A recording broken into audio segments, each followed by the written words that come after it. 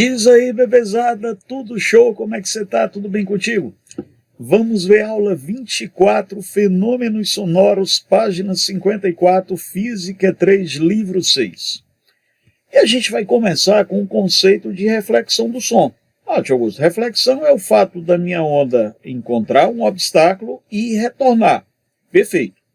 Agora, toda vida que a gente tiver reflexão do som, a gente vai lembrar de um detalhe que é o chamado intervalo acústico ou persistência acústica ou ainda intervalo de persistência acústica, que é o menor intervalo de tempo para que dois sons eles possam ser distinguidos pela ideia do cérebro. Se eu colocar esse intervalo menor do que o tempo de persistência, eles não se separam do cérebro. A ideia é mais ou menos. Se eu começar a falar muito rápido, eu vou emendando uma palavra com outra, talvez escute, mas não entendo direito o que eu disse, que não deu tempo. E o que eu falei agora foi, a ideia é mais ou menos, se eu começar a falar muito rápido, emendando uma palavra na outra, talvez você escute, mas não entenda porque não deu tempo. Então, para que a gente consiga separar os sons e entender com clareza, a gente precisa desse intervalo de persistência acústica, que é em torno de 1/10 de segundo na maioria das pessoas. Então, observa, se o meu som vai encontrar o obstáculo e vai voltar, a distância que ele percorrer vai ser ida e volta. Então, Augusto, quem é ΔS? ΔS é velocidade vezes tempo. Só que quem vai ser o meu ΔS aqui? 2D, que é D da ida mais D da volta. Então eu vou dizer que eu vou ter que 2D igual a V vezes ΔT, que é a minha distância, V ΔT sobre 2. Se a gente admitir o intervalo do som de 0,1 e a velocidade do som no ar de 340 metros por segundo, para que a gente consiga perceber esse som, esse intervalo acústico, a gente precisaria de uma distância de 17 metros. Vê um pouquinho esse vídeo.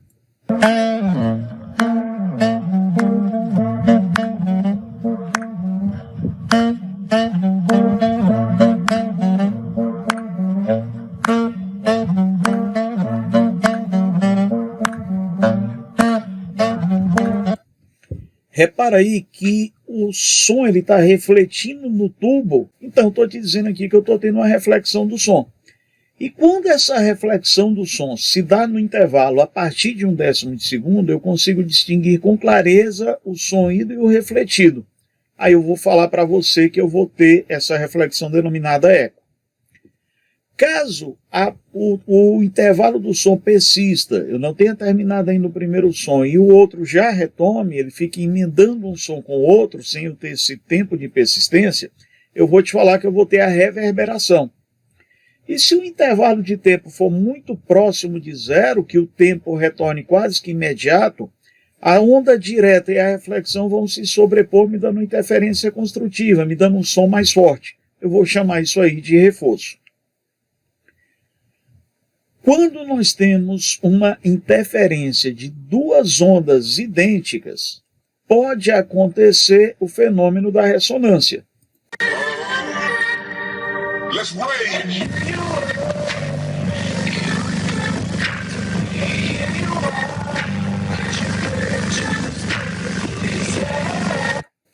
Repara aqui que o cabelo da jovem está vibrando na mesma frequência dos graves.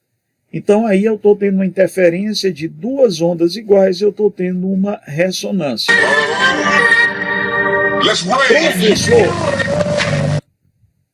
essa ressonância, ela pode fazer um objeto oscilar, um objeto vibrar até o ponto dele entrar em colapso na matéria e quebrar?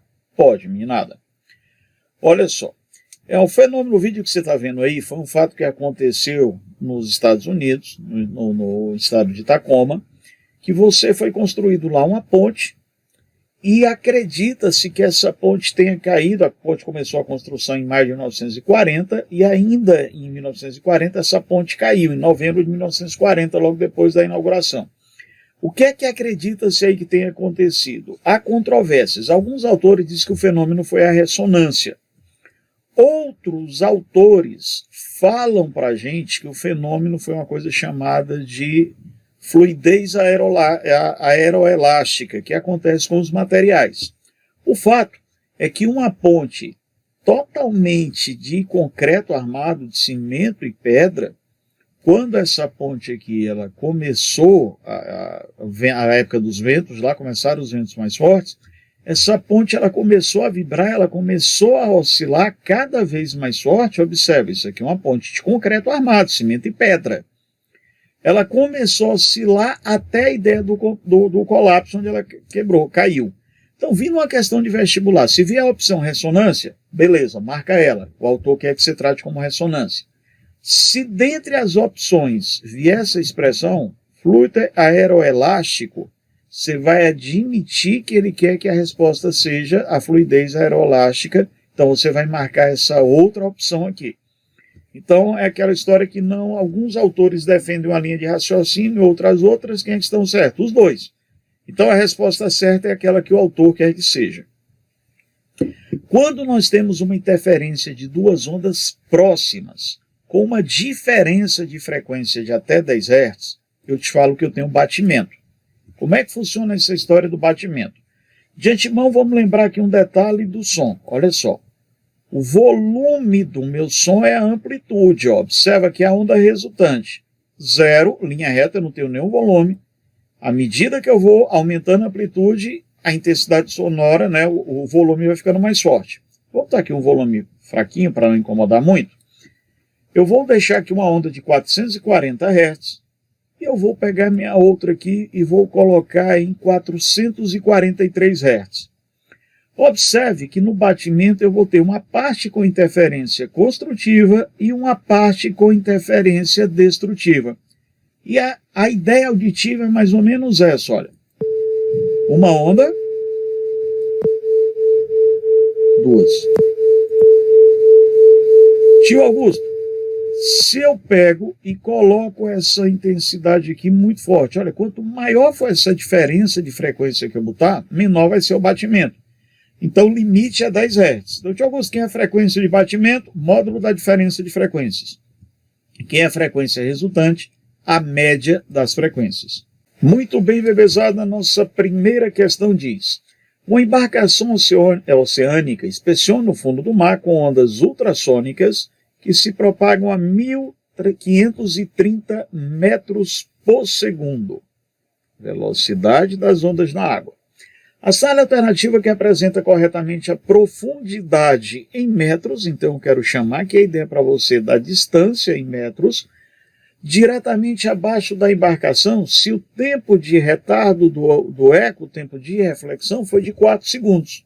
Olha só, o que é que a gente vai fazer aqui? Tio Augusto. ΔS é velocidade vezes ΔT. Porém, o som tem que bater e voltar. Então ele vai percorrer 2D, D para ir mais D para voltar. Isso vai ser a velocidade vezes ΔT.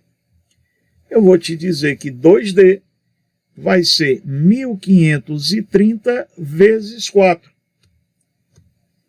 Vamos simplificar isso aqui, meninada. Então eu vou te falar que a distância que a gente vai ter vai ser 1.530 vezes 2. Augusto, essa profundidade vai ser quem? 3.060 metros.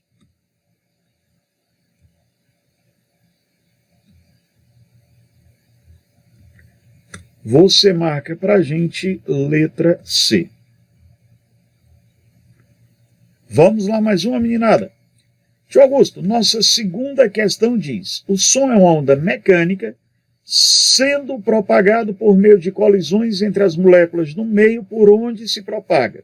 Considere que a sua velocidade de propagação em uma estrutura de aço seja de 6.000 metros por segundo e que no alumínio 4.400 metros por segundo. Supondo que a onda sonora refrate diretamente do aço para o alumínio, qual é a razão entre os comprimentos de onda? Quando nós temos a refração é uma mudança que eu tenho na velocidade da onda, porém, a frequência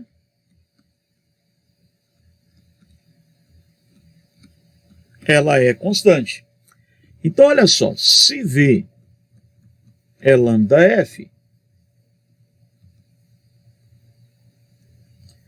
podemos escrever, bebezada, que F é V sobre lambda. Acontece que a frequência no aço vai ser igualzinha à frequência que teremos no alumínio. Por quê? Porque durante a refração a frequência não se altera.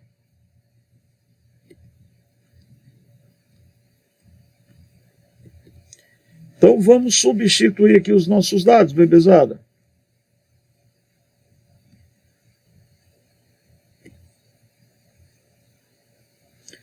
Tio Augusto, velocidade da onda que eu vou ter no aço. 6.000. E aqui eu vou ter o comprimento de onda no aço. Aí teremos 4.400 pelo alumínio. Meninada, vamos dar uma simplificada aqui. Augusto, eu quero achar